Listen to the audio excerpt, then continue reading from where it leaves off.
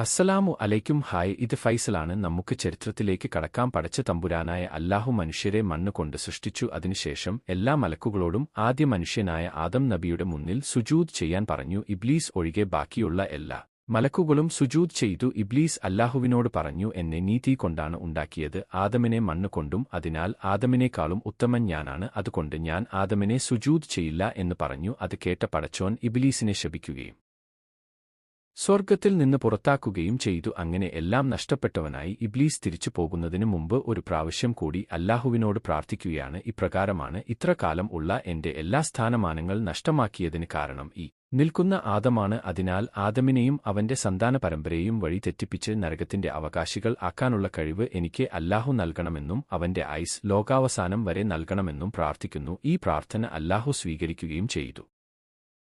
അല്ലാഹുവിന്റെ അടുത്ത ദാസന്മാർ ഒഴിച്ച് ബാക്കിയുള്ളവരെ മുഴുവൻ ഞാൻ തോൽപ്പിക്കുമെന്നും ഇബ്ലീസ് പറഞ്ഞു. ഇഷ്ടമായെങ്കിൽ ലൈക്ക് ആൻഡ് സബ്സ്ക്രൈബ് ചെയ്യാൻ മറക്കരുത്.